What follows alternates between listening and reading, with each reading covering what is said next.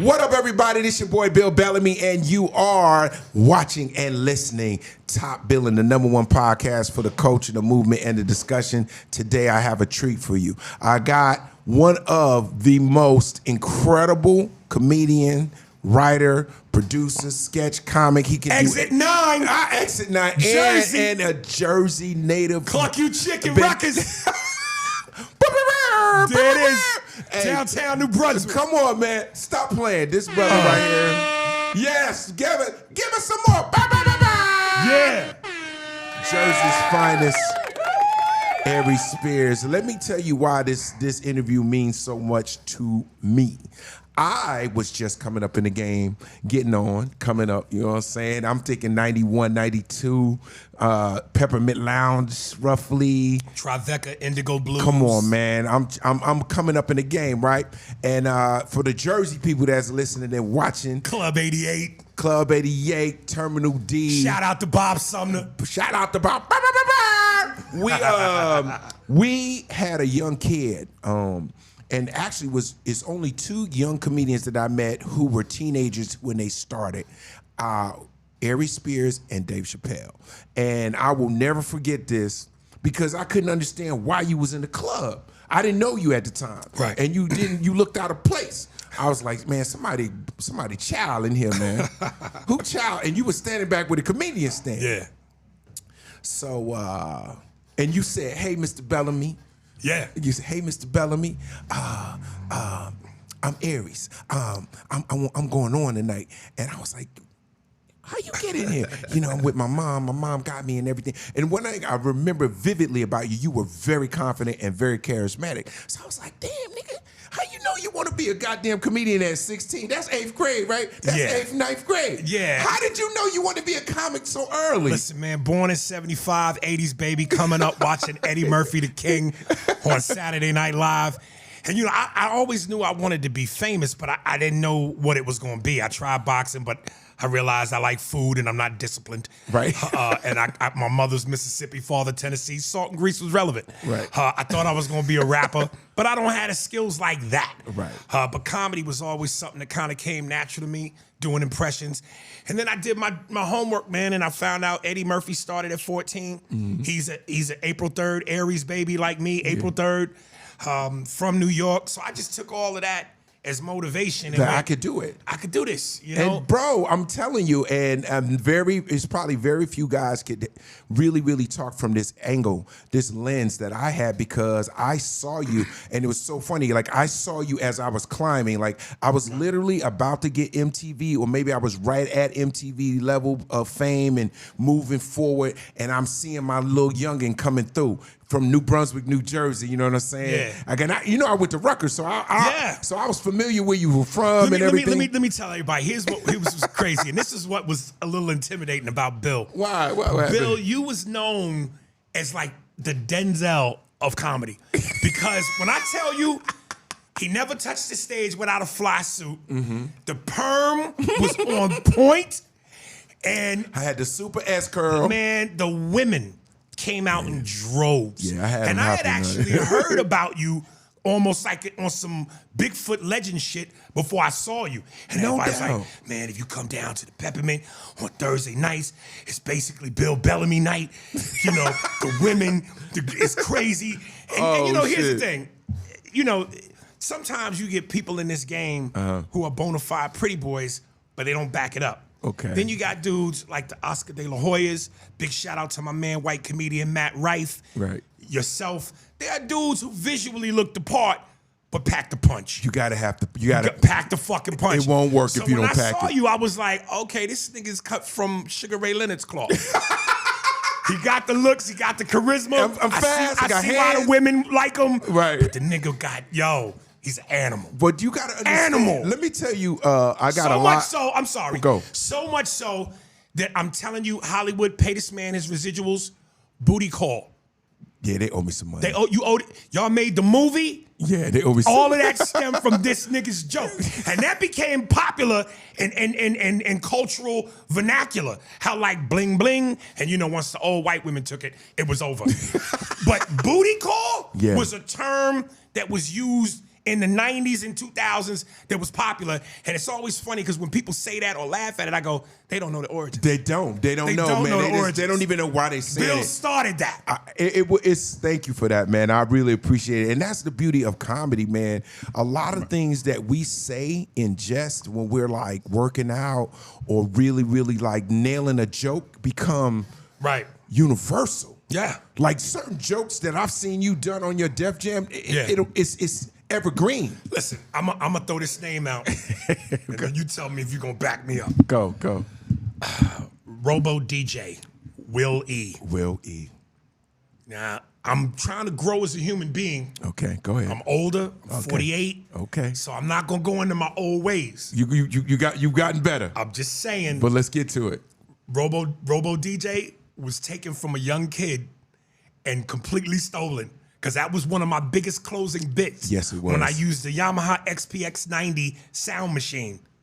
But here's why I know it's called staying power. That wasn't the only bullet I had in the chamber. Yeah. That was his only bullet. Yeah. So once that got fired, it was, now what else? See, here's the thing. I'm so happy you brought that up. One of the things that people always ask me about originality, and they say, okay, yo, B, when y'all coming up, what was it like with Katz? We had a wonderful respect. I would say 90% of the game, this is a fraternity if you're a comedian. And people don't steal jokes generally, but when you got a smoker, I've seen it.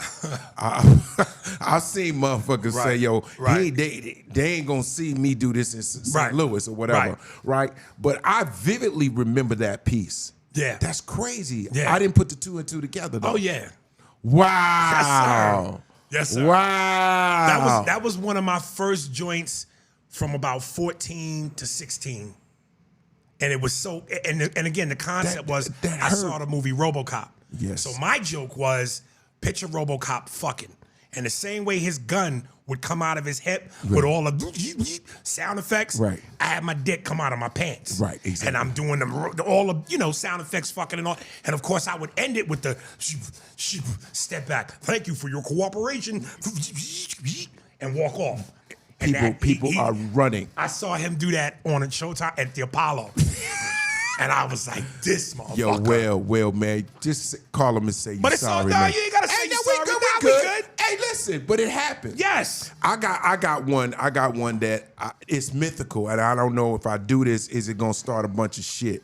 But it is definitely an interesting concept on, old school situation. Real quick before we get in the review, Derek Fox, Jersey comedian, had a bit where he would do his whole show and he would close with, what's the character? Shantae. Okay. Now I'm wondering if you're going where I think you're going. You know where but I'm going. I'm going to let you go. I'm gonna let me live, but you gonna know where I'm going. I think so. Everybody in Jersey knew that when Derek Fox does Shantae, it is going to be pandemonium. And that's the closing bit. That was his closing bit. Okay, so early 90s, Martin Lawrence comes to Jersey. This is a Jersey situation, and anybody got something to say about this? I can stand on this. I'm at Terminal D. Martin Lawrence comes to Terminal D and destroys the place. First time I ever seen Martin in New Jersey. Right. All right, cool. Cut to Derek performs that night. Coincidence. Does Shantae. Who later is known as go ahead. Shanae. Now, I'm not going to say nothing because it ain't the same name, but I'm going to say something. Derek Fox stopped doing comedy. Well, and here's my thing, and this is why I go back to the Will E bit. Right. There are some dudes who, if you're really good at what you do, you're a machine gun. And then some dudes are a 1756 musket shot. Yeah. Bow. And that's it. Yeah. And you ain't got no other one. You ain't got nothing else. Right. Willie, Derek Fox, with all due respect, Derek Fox. Willie, I was mad. I didn't even know Willie, but I was just mad it was blatant theft. But I knew I came up with Derek. Yeah, this is what I'm saying. Right. So it might be more personal because we Jersey cats and we seen him do Right. it a million times, Right. and we knew he was gonna close with it. When he literally took his bread and butter.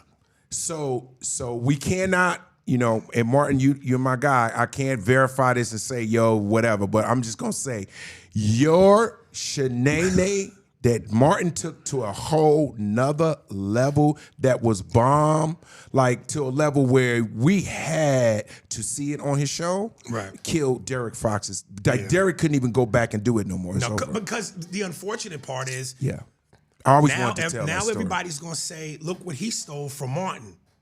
That's why he can't do it no more. He can't do it. Because everybody gonna go, oh, he doing Shanae. Yeah. When in reality, no, he doing Shantae. Yeah, Shantae was around for Shanae. Yeah.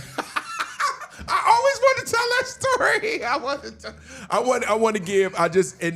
We can't prove it. If Martin want to come on one day on Top Billin and tell your side of it, I love to hear it. But on the Jersey cats, for the cats that we grew up with, we felt like real talk that came from Derek Fox. And Derek Fox will probably, he's doing really well right now, right? And he don't probably give a fuck, right. But I care, and I just thought I wanted to get that out. I just want to clear my conscience. I hear you. Since you're clearing it out, I bring that out. You brought that out. I brought that out of you. Now, earlier when we were talking, you were saying that your gift of voice, your perspective, your attitude is a blessing. My Charles Barkley no giving a fuck demeanor. Correct. And you stand on a lot of things that you're do. very passionate about. I do. Why do you think it gets misconstrued or it goes left? Do you think you hit it too hard? Well, I think that before that, I always say this game is Hollywood is like high school, man. Mm-hmm. It's very segregated. The cool kids sit with the cool kids, the goth with the goth, the jocks with the jocks, preps and preps. And a lot of times people go off of what they hear rather than do self-investigation. Okay. They go, I heard he's like this.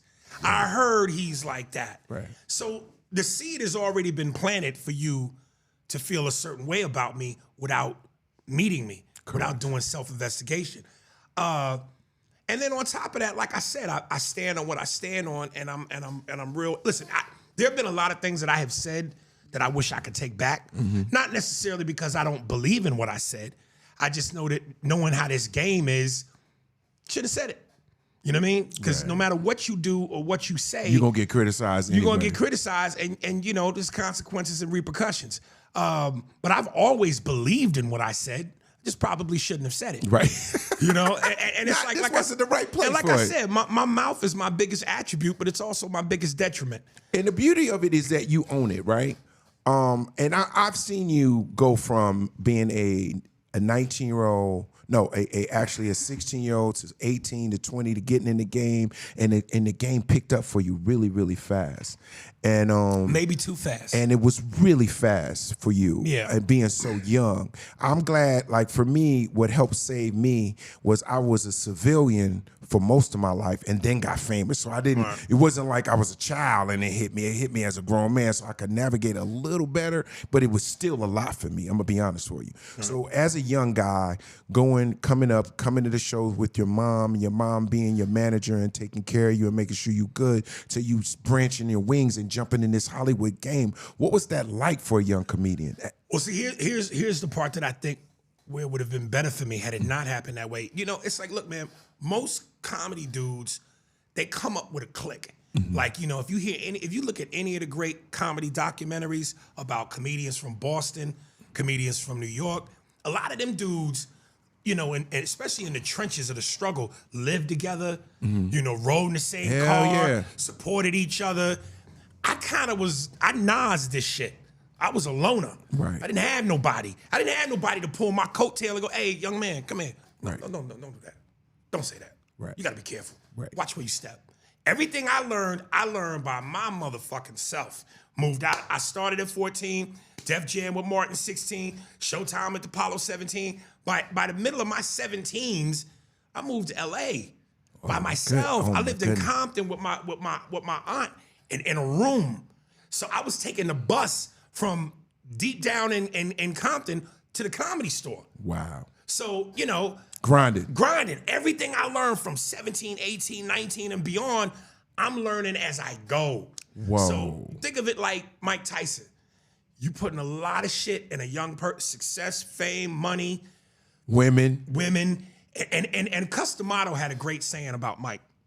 As much as he loved him and saw him as like a son, and Mike to him like a father figure, he goes, you're not smart enough to understand that there are wolf dressed in sheep's clothes. You're not smart enough to see the difference. Right. And when you don't know this shit and you're learning as you go, bro, it's rough. Oh, dude, you do a lot of shit that, you know, can put you behind the 8 ball. Yes, and now man. you constantly playing catch up.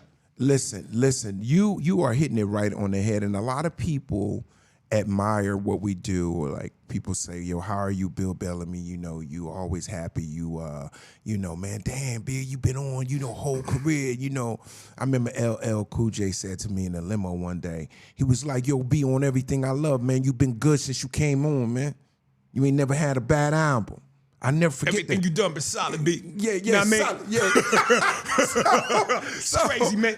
Every time I watch you, man, it's like you dripping chocolate, man. Yo, that's what I'm saying. Like he hit me in the head with that one day, and he was saying I was blessed, right? You know, and I was, you know, early in my career, and I was blessed because I came out like a shot out like a rocket.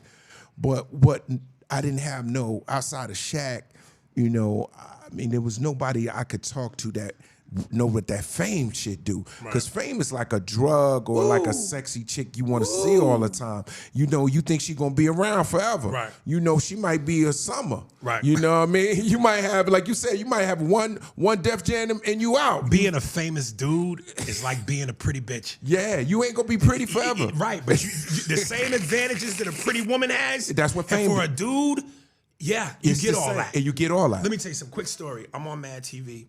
And you know, this business is political, it's racist. I'm on Mad TV, and very popular female cast member, I ain't gonna say her name because again, it's my growth.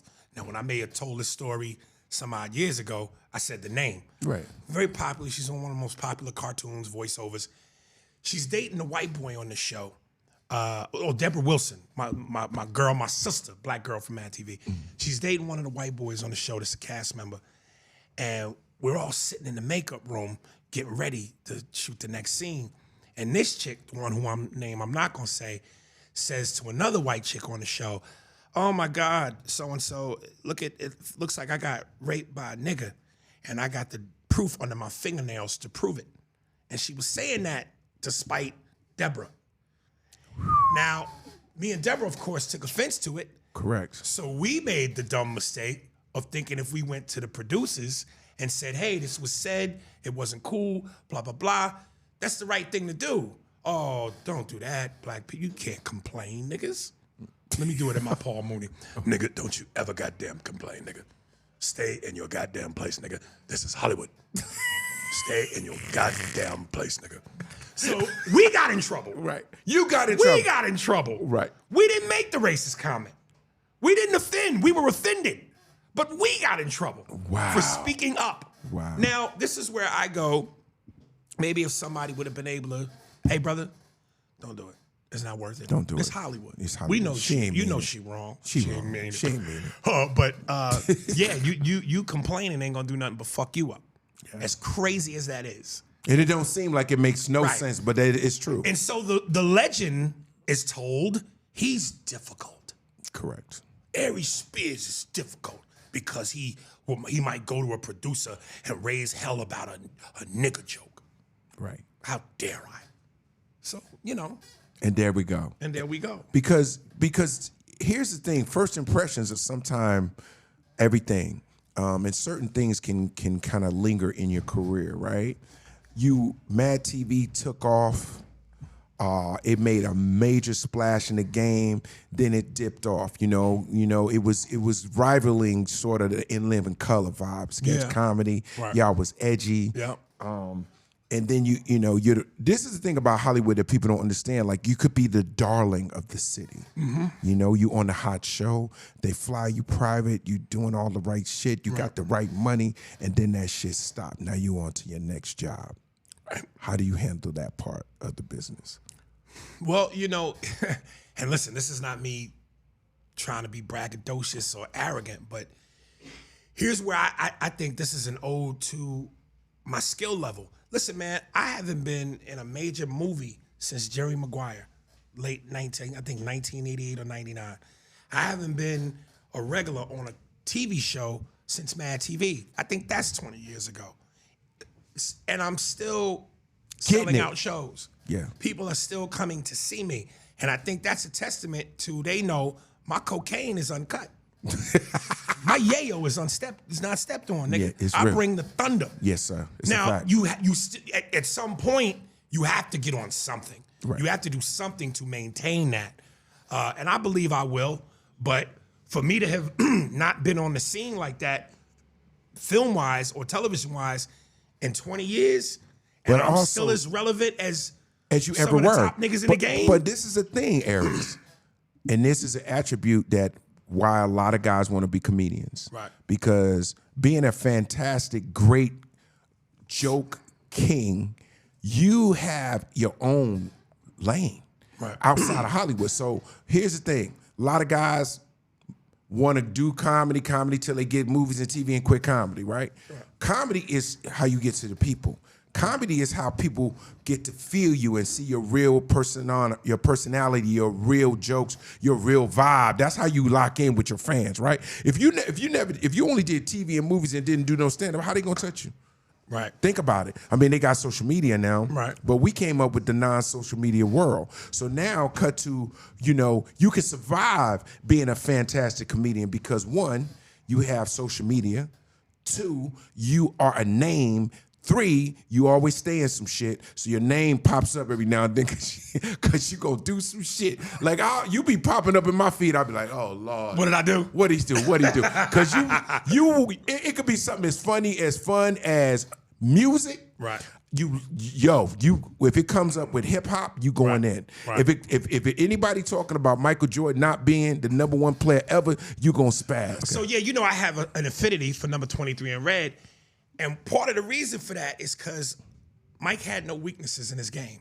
Period. He wasn't just a dunker. Basketball IQ, passing, rebounding, both ends of the courts, offensively, defensively.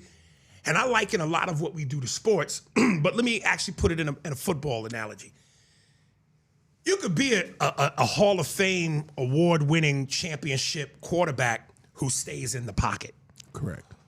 But you're even deadlier when you can Michael Vick it.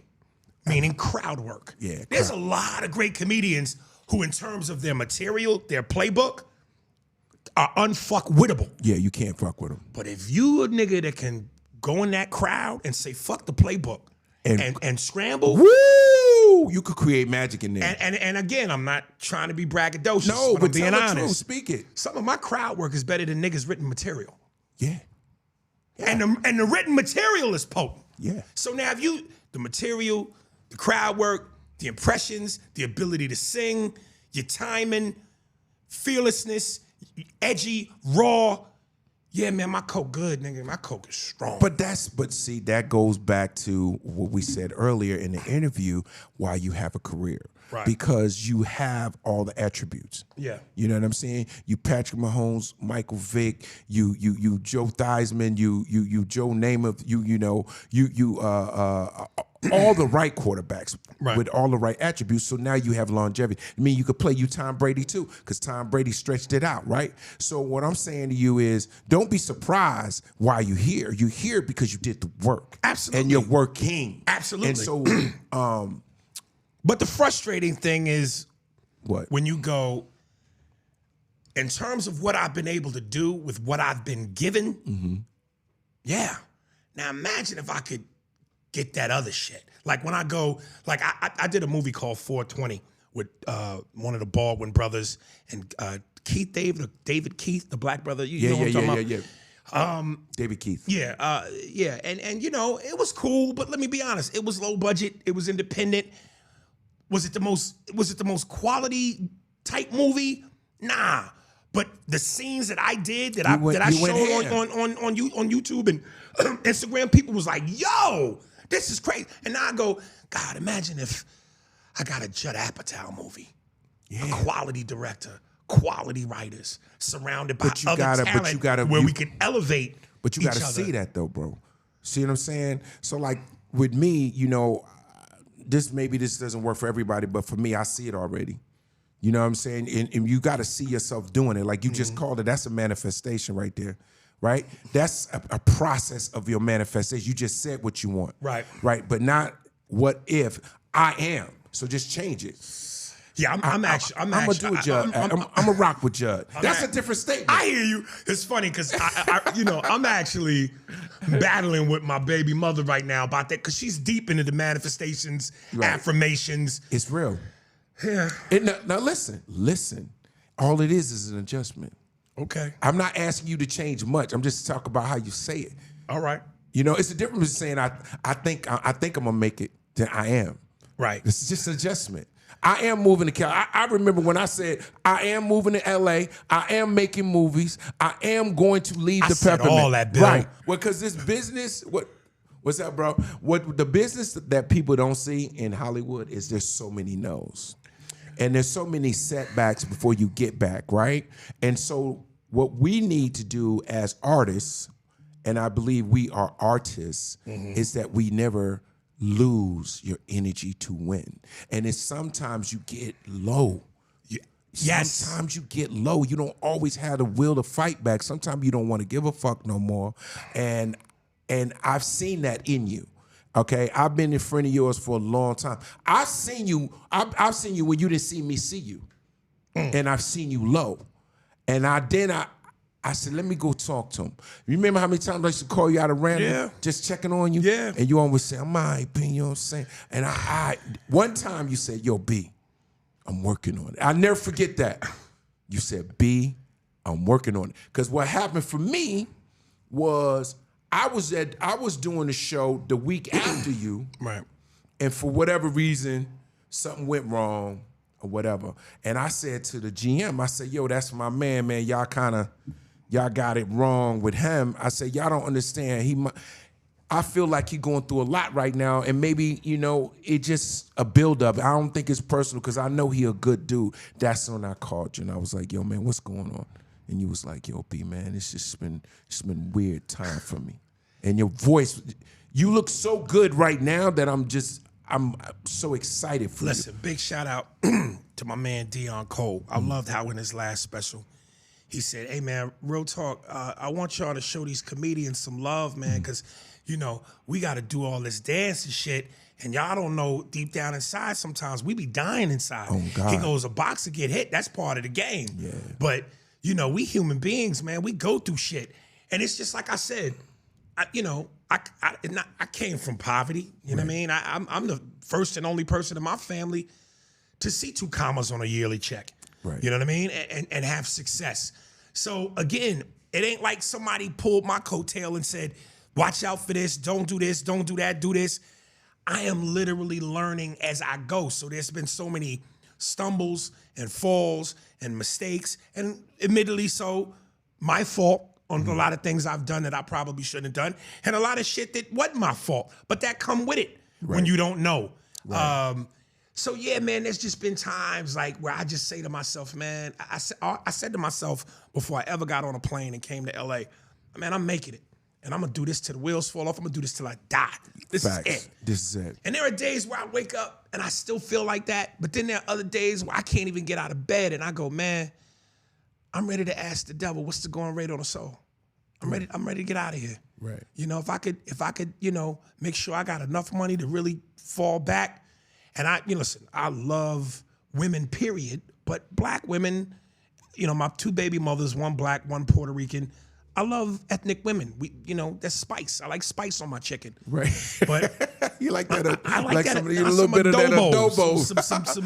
Some Tabasco. Right. But and there are times when I'm just going, I'm ready to cash out with a white bitch. Right. Why you gonna let me find a white bitch with some money, right? And with my money, hey yo, I'm gonna wake up with what's my man? Stringy hairs out my teeth. What about my man that like maxed out with Bill Gates' daughter? He got the smile of life. Come on, man, nigga, look like he's smiling like she signed his freedom papers. What? And listen, joking, but not joking, right, but joking. But serious. About the white chick. Well, let's keep it real. Black women, Hispanic women, that's my first love. Right. You love what you love. Ain't no shame in that. Right. But I'm just like, man, this fucking game, dude. I said I will never quit. Right. Because to me, quitting is the weakest thing you could ever do. Correct. But And I still stand. They be pushing you to the wall, huh? Nigga, like I'm going. Well, you don't believe in rubbers? Nigga threw me off with that. No, they don't make rubbers where you live. They don't make, they don't make. I actually have a joke about that too.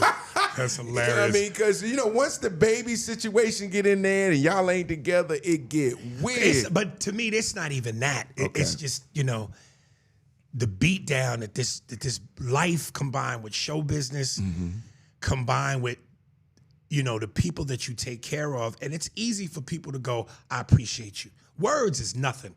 That's easy. That's rehearsed. Yeah. I appreciate you, love you, I'm thankful. Your actions is another thing. Yeah. And it's tougher to show it physically than verbally. So, I got all the people telling me how much they love me and appreciate me all fucking day. But I could tell by your actions, you don't mean it or you don't understand it. Because if you understood how hard it is to make it in this business, to earn $1, to pay all the bills, to never need for nothing, then your behavior would match your words. But no one can understand. Or give a fuck. Most people really don't give a fuck. Because they not walking it. No. Yo, you know how hard it is to be Steph Curry?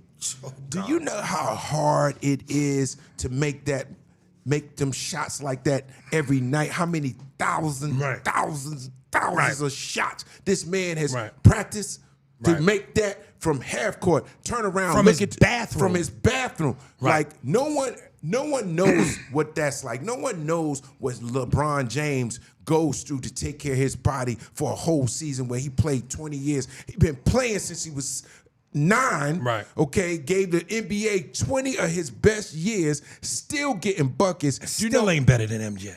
I get it. But what I'm saying is he used technology, maybe his diet, maybe his workout regimen. LeBron ain't in the clubs. He ain't a party cat. He take care of his body. Do you know what it's like to be a LeBron James? Do you know what it's like to be an Aries Spears, to be able to go out, sell out shows, travel, gotta write now. Gotta have the mind to write the shit that you want to say, put it in order, practice it, get the brag, get up early, 4 a.m, catch the flight, 5 hours, get up another 5 o'clock in the morning, do the press. Come on. Listen, man. Listen, it's a lot to the it. people that love you at some point, when they meet you, they meet the celebrity. Correct. But when they love you, that doesn't matter, and it shouldn't to a degree, because now you, the real you the person they love. To your kids, you just daddy.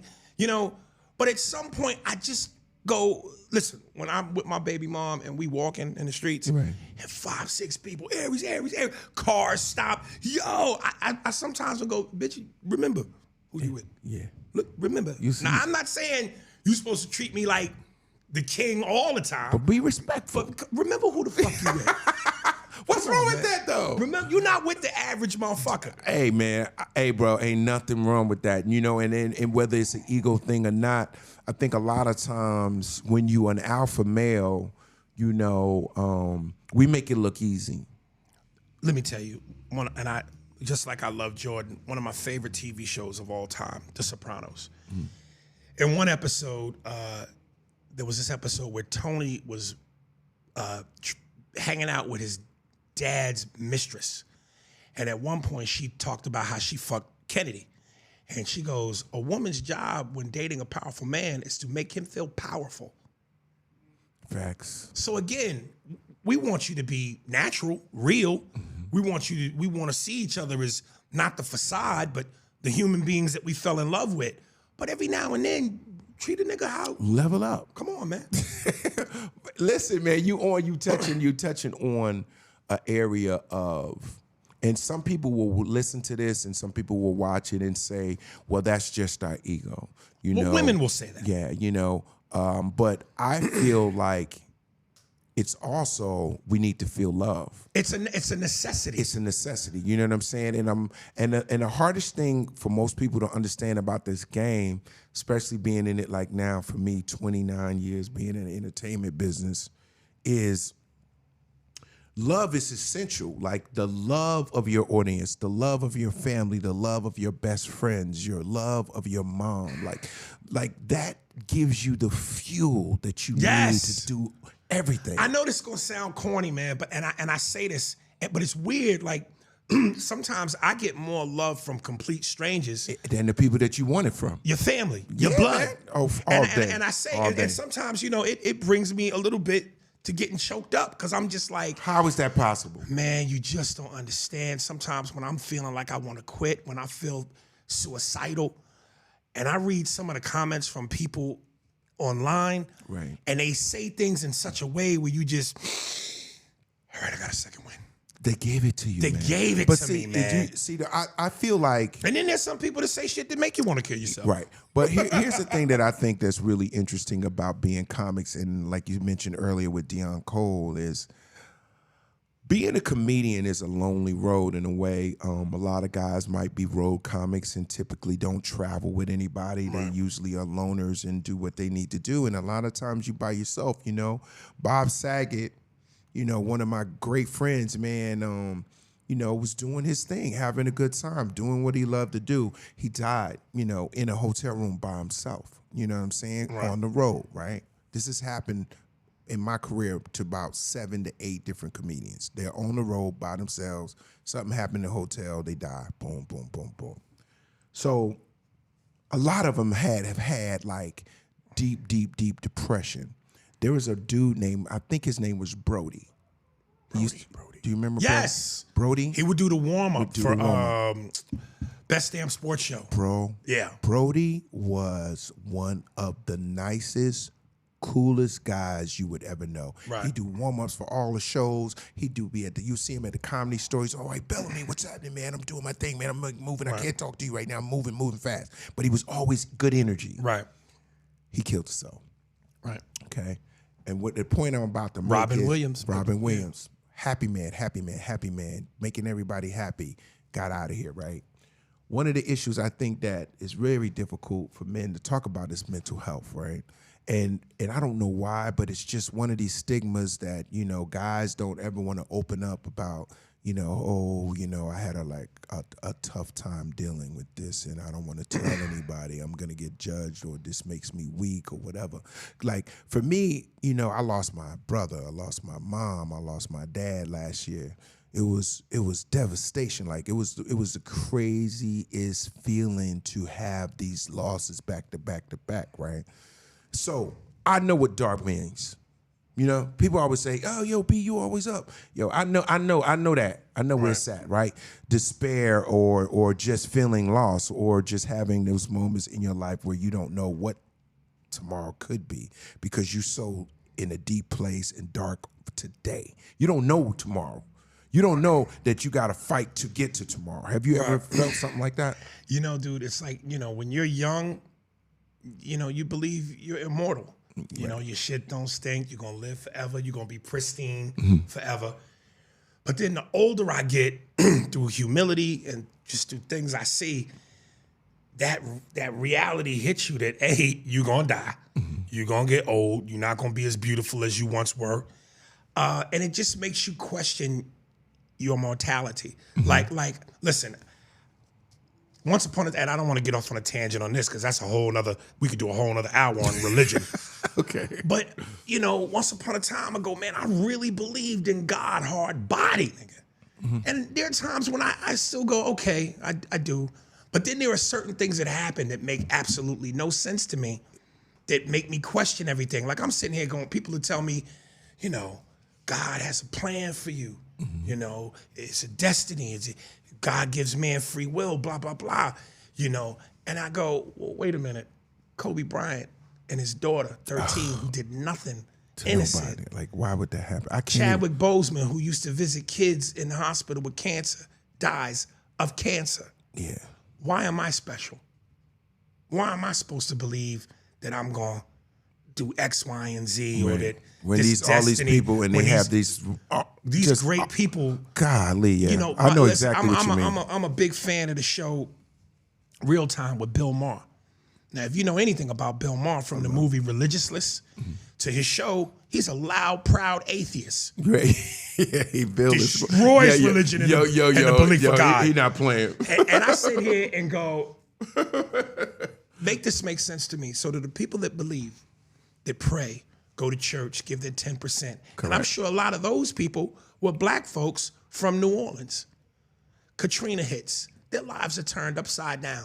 Some don't ever recover. Some died. Yeah. And they believe in God. They prayed to God. And here's Bill Maher, loud, proud atheist, millionaire, flies private jet, denounces religion. Make that make sense. The people that believe and worship get on their hands and knees and pray, give their 10%. And they get demolished. They get demolished. But the man who don't believe and destroys anybody who believes is all right. Make it make sense. It's tough, man. You know, here's the thing, that duality of life, and you know, circumstances make you question. You know, whether it's a loss of a family member, whether it's a cancellation of a show, whether you get a setback in your career where you're trying to get back on and you're wondering if you're gonna get that taste again. I mean, I remember a long time ago, I came out here to LA, I got on, I had a huge TV deal, got the NBC money, jumped right to Fox, we did a whole season of Fastlane that was bananas. We was coming on after American Idol, bro. Right. Numbers, everything was cracking. We gonna get picked up. Ain't nothing to talk about, bro. And I will never forget this. Like, we got canceled, man. I was like, yo, is it over? Like, literally, I'll never forget the feeling. I'm driving home, and I'm like, yo, is this over for me? Let me try to match you. Oh, my God. Before Mad TV. Damn. And I know you probably remember this. Once upon a time ago in Hollywood, they used to give out what was called development deals. Facts. Where if you crushed on stage, they paid you some money to take you off the market. Yeah, we want to create something for you. They don't do that shit now. No. But for the first 5 years of my tenure here in LA, I went from network to network with development deals. It had gotten so to the point where I was known around town as this awesome young kid, this force who's getting all this money. Everybody want to fuck with him. But nothing was ever happening. But they don't know what to do with them. Don't know what to do with them. Cut to my very first show, South of Sunset, our action cop drama show, kind of like Mod Squad. CBS, I was pulling a great 5 figures a week. Cut to, they hired Glenn Fry as the lead. Mm-hmm. Now, Glenn wasn't the best actor. Okay. But he's Glenn Fry from the Eagles. Yeah. So he gets the job. But he's really not that great. Okay. So not only that, when we premiere, we're up against the #1 show on TV, Home Improvement. Ooh. And monster. And we're also up against Melrose Place. Jesus. You see what I'm saying? What you doing? Now, that's not bad enough. Oh my God. When we premiered during the California fires. So we didn't even air in Los Angeles. Nobody was even checking for you. No. So the ratings were horrible. Maybe they would have brought us back for a second season, but what happened was towards the end of the first season, Glenn had hired an acting coach, got a little bit better, and he tells the network, let's reshoot a lot of what we did in the beginning because my shit wasn't up to par. They said, no, that'll cost too much money, blah, blah. He gets mad, curses the network out. Done. We were done. Done. And so that was like, damn, like how you said. Yeah, what the fuck? Cut to, I get Mad TV. Mm-hmm. Now listen, I'm grateful for it because it made me more famous than I was before I got there. Yeah. But let me be honest, let's be honest. It ain't SNL. Yeah. SNL is the NBA. Yeah, that's the NBA. SNL is I gotta host SNL. Listen, I'm putting that out there. I'm hosting SNL. Are you really? No, I'm saying I'm going to. Well, see, that's how I talk. He's hosting on the night I'm on. Yeah, there you go. As regular. Let's call it out. But Long Greens, holla at me. There it is. But what happened was, listen, man, there are people who have been on SNL that even if they weren't great, a movie was made. Yeah. they got a spinoff. SNL That is the power of it's a staple. SNL. I love it's the quintessential for a comedian. You got to do it. That's why guys like Dave and Eddie and everybody go back and do it, man. It's like, Tracy Morgan was like, yo, they always take care of me, man. But this is the part where some might go, Aries is on a soapbox. But I'm sharing with you my experience. I just went, my career has always felt like something good happens, but then there's an all shucks moment. Right. South to Sunset, but all shucks. Mad TV, it ain't SNL. Oh shucks. Even when I did, and here's what's crazy. When I talked to Barry Katz, Barry said, "Look, man, you have done what most people don't ever do. Right. There's so many people come to this town and get nothing. Nothing. You went from one failed show to a hit show to another failed. You've had 3 shots. My 3rd shot, The Underground with Damon Wayans, the sketch show on Showtime. Raw, gritty. It's on. I said this is something that will blow up because it's never been done. A sketch show with no parameters. Ooh, you can go there. You can go get it. By this point, Damon's rich, man. He don't need this. He's done several things. He don't need this. Damon don't even want to come out the house right now. He's so chill. We did the first season, and then I guess there was a disagreement with Showtime, and he was like, man, fuck it. I'm just gonna go back to my castle. And I'm chilling. Oh, shucks. Like I'm going, they just leave Aries in the parking lot. Why couldn't Mad TV do for me what SNL did for blah, blah, blah, blah, blah, blah, blah? Right. Why couldn't South of Sunset be the big monster hit and never look back? Why couldn't The Underground with Damon take the fuck off? Right, because it's something else coming for you. You ready now? You had to get your knuckles dirty. You had to go through it. Because now I guarantee you're gonna appreciate it. Oh, for sure. Oh my God. Listen, Chris Rock had one of the greatest quotes I ever heard. You're gonna appreciate it. You're gonna be at work early. Chris Rock had one of the greatest things I ever heard. And I wanna get your opinion on this. Go. He goes, the best job in Hollywood is better than the worst job out of it. Oh, better yet, the worst job in Hollywood is better than the best job out of it. That's facts. Now, here's why I say that. I said the one thing I don't ever want to do is be the Nickelodeon dad. Oh, yeah. Because my style of comedy, I go for the It'll cornball you out. No disrespect, but everybody will know you went for the bag. I don't want to be Rondell Sheridan. No disrespect, Rondell. No, not at all. No, not at all. You are fantastic, corny dad. Give me New York Undercover. You want some edge. Come on, man, some swag. But then I go, again, how many failures have to happen before you become the TV dad? Are they gonna break you? Don't do it. Don't let them break you. Don't let them break you. I don't want to let them break me, Bill. But they're trying to break you. If I see you with the sweater, if I see you with the TV dad sweater, I'm going to blow you up. And laughter. Hey guys, if you do that, that would be like if you saw me doing a chicken commercial. Like if you saw Bill Bellamy doing like a Burger King Whopper. Something crazy, and I'm holding. Let me tell you something. And I'm with the kids, right? In the elevator. Guys, we are having it our way. Nigga, my managers at one point got the call from Hollywood. What was that show? The Fit Club, about the Hollywood, the niggas losing weight. The Biggest Loser. The Biggest Loser. Yeah. I said, nah, you're not gonna pony and dog show me. Nah, yo. Come on, Aries. Yeah, go harder. Nigga. Yeah, you sneaking Twinkies in and shit. And they offered me like they was paying real money. They offered me like 180 grand. Easy. I said, nah. But and you make more as you go. Right.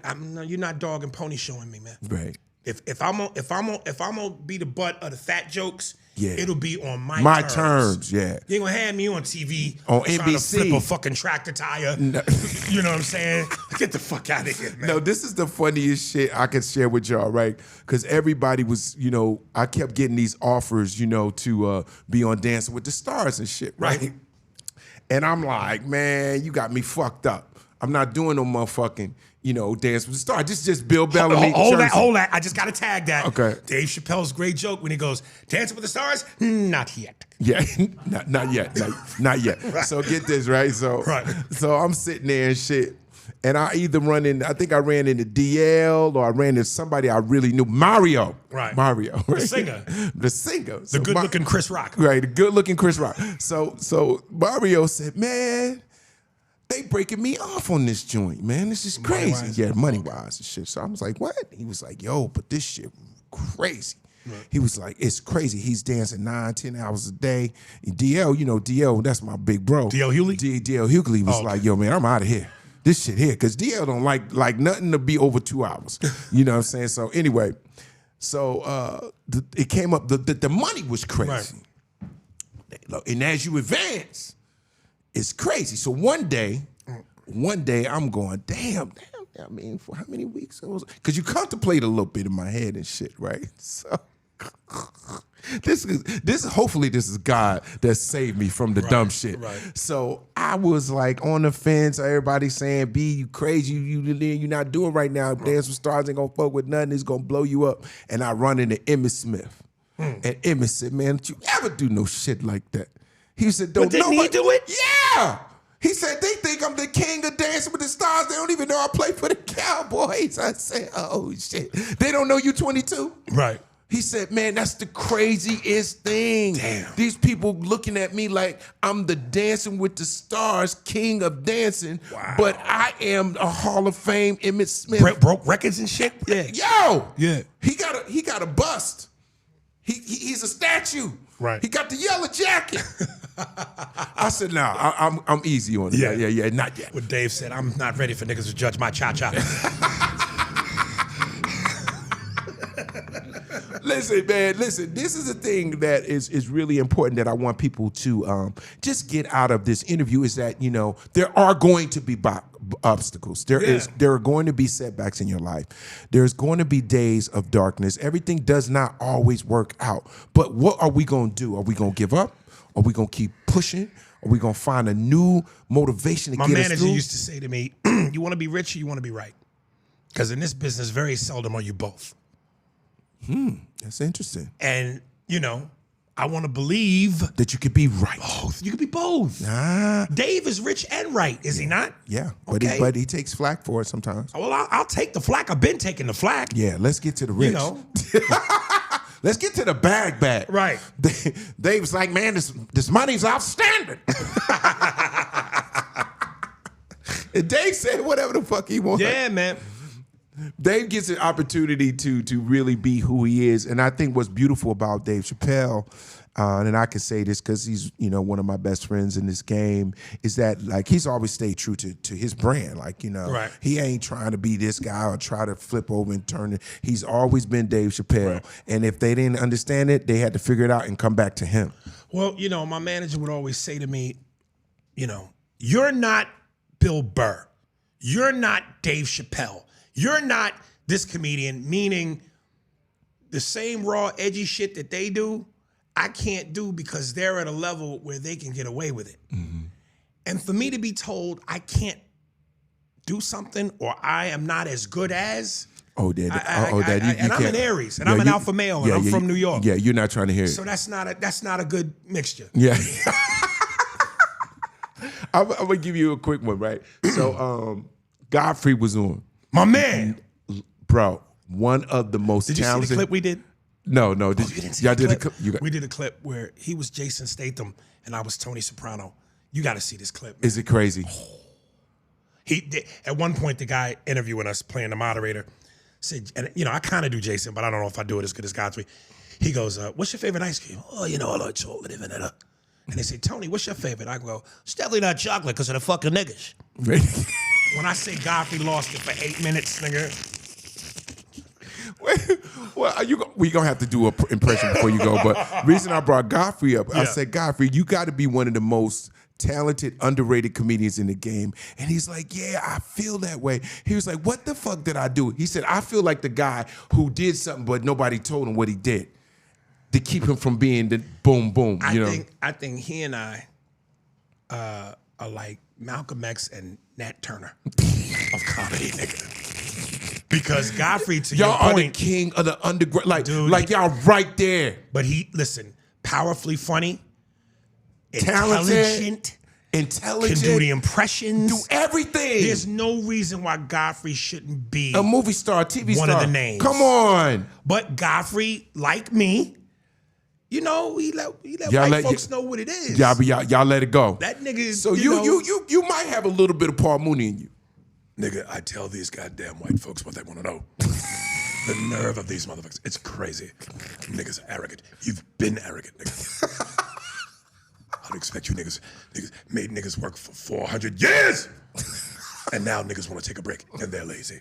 Imagine that, nigga. Imagine that. White folks are hilarious. They're hilarious, Phil. You know this, Phil. If slavery came back tomorrow, oh, mammy, we miss you, mammy. Welcome back, mammy. We saved your cottage for you. We lit your fire. Now, please put that fat black titty in that white baby's mouth. Feed these goddamn children. That big black Aretha Franklin titty. Oh, my God. I know that when the Popeyes chicken came out, you niggas went crazy for that goddamn chicken. It was what was in the batter. Aretha Franklin's ashes was in the batter. That chicken had soul, nigga. You know it's the truth, nigga. But that's what happened with Paul Mooney. Yeah. Wait, let me get a pause. Look, that's them coming to get me now. Listen, They said, get that nigga. The funniest shit is Paul Mooney was that guy. He was Nat Turner for real. Nat Turner of comedy. He was resilient, but he was defiant in such a way. Yeah. And he was so gritty and so to the. You know, man. I said this before. It's but like, I loved him, but it was too much for Hollywood. As black comedians, journalists of the streets, journalists of life, whether it's Eddie Griffin, me, you, I could go on and on, Dave Chappelle, Chris Rock, Martin, we've all done black people, white people jokes because it's our life experience. Absolutely. It's what we know. It's what we live. It's our truth. But for some reason, when Paul did it, it almost felt like you're the Sojourner Truth of that. I'm the Frederick Douglass of that. Paul was Nat Turner, man. Man, he's slicing the white babies' throats. Yeah. And fucking the women. Yeah, he was doing a lot. He was tougher on the palate. Yeah, because it was so harsh. You know, he didn't put a little bit of charm in it. It was just raw truth. Cigarettes without the filter. Yeah, it was. I remember when Paul Mooney used to do Caroline's on that 12 o'clock midnight show. Yeah. He'd be sold out and it'd be 50 people and he'd walk them out. Yeah. He'd walk them out. And when the white people leave, I hope when you get home, niggas is burglarizing your house. Wait. I can't with you. So I had Godfrey on here, and you guys are the king of impressions. Like, I can only do a few. You guys do a million. What your DMX is crazy. I seen you do a freestyle with DMX on Sway. That was literally bananas talking about you can't rap, whatever. You write your own bars. I could. You got a few bars. No, but I ain't a rapper though. You know what I mean? But you do your thing. You got a good LL. I heard that. What's the one that's most difficult for you to grab their voice? I don't try to do anything I can't. So I know I stay in the pocket. You know, if I, again, I always say impressions is music. It's notes. That's what Godfrey said. He said, like, you hear once you learn the note, you learn the note, you can get the nuance. The nuance of it. So again, Shaq is breathy. He's bassy. Right. I score 28-10, I'm going to dominate. Giant B, you got to dominate 28-10, man. If I got a little guy on me, that's barbecue chicken. Only time I'm going to pass a pretty Ricky, he's showing all the shooters. If you double team me, if you don't double team me, I'm going hard in the paint. I'm gonna dunk and I'm gonna finish.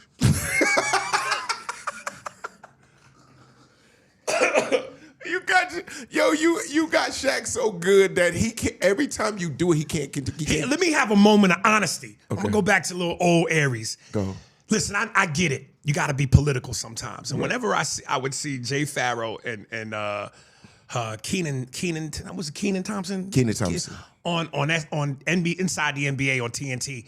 And, Keenan would do Barkley and Jay would do Shaq. And I'm watching them watch them. and they're being political. Oh, that was good. Nah, they wasn't. They killing it. Like, not man. like you. Dude, here's where Shaq gave me the love. He recently was on Drink Champs. Right. And my man Noriega goes, hey man, of all the people that he didn't even get it out. Shaq, Aries Spears. Aries Spears doesn't mean the best, man. Aries Spears, that's not. Why you gotta cry your eyes? Because it's a little, you know, Shaq got one eye. the fat Joe lean back. Yeah. And you know, there's certain things that he says, you know, 2810. You get 2810. When you say 10, you get 2810. Bust barbecue chicken, man. When you get that, that's like, you know, Tony Soprano. Tony Soprano. What if Tony Soprano? Do you want to do Tony? Well, let me give him a little Tony first. All right, let's give it to Tony. Everything with Tony is ish. When you talk about Janish, Uncle John. All right, I'll do. What if Tony Soprano and Chris Tucker did a movie together? Oh, you going to Chris? Yeah, I'll do All Chris. right. Okay. Tony, what we doing, man? We're gonna do whatever the fuck I say we're gonna do. But don't get it wrong. I'm the fucking white guy. You're the fucking baboon. Hey, whoa, man, you can't say no shit like that, man. I've been saying shit like that. I'm fucking Italian. The fuck you expect? Man, I'm from Atlanta, man. Where the fuck is Atlanta? Man, you better watch your mouth, man. Sounds like some fucking place in the fucking ocean. Hey, pussy, where are we gonna dump the body? Fucking Atlanta Ocean. I can't keep up with this motherfucker. All right, well, first of all right, let's try to wrap this up. First, let me promote your shit for a second. Oh, okay, good. Ladies and gentlemen, stories of laughter, lessons and triumph. Top Billin, Bill Bellamy. The book is available where? Yeah, everywhere. Everywhere, man. Yeah, the Audible is crazy. All the stories, all the like. The Audible is it your voice? It's my voice. Okay, how long does that take? It took me 10 hours. Really? Yeah, but it's a great read. It's a great listen. You laugh. You go through my life. It's like a soundtrack to my life. You know, I just want to say that I read this book while I was in the prison. Now that I'm out, I'm going to get with one of my favorite type of women, the Spanish women. We're going to read the book, and I'm going to make a special drink because she's Spanish. I'm going to make a penis colada. Hey, man, let everybody know where they can hear your podcast, boss. It's called Spears and Steinberg, available on all streaming platforms. Please, please, please also subscribe to our YouTube channel. We're trying to grow that. It's under Spearsberg Pod. SPEARSBERG POD. Or you can hit me up on Instagram under Aries Spears. Slide in my DMs. I'll send you the links, chop it up with you, and, you know, go toe for toe. You want to try to get jokey? Let's get it. Be careful. You call me out my throne, I'm going to act crazy. You going to act crazy. It's going to get real. Yeah. Everybody, Aries Spears, top billing, baby. Yeah. I didn't sweat too bad, did I? No. Milk is chillin', Giz is chillin'. What more can I say? Top billing. Welcome to Top Billing, my brother. You here? Got it, baby. Yo, we in the building. Jersey's finest in the building. Exit 9.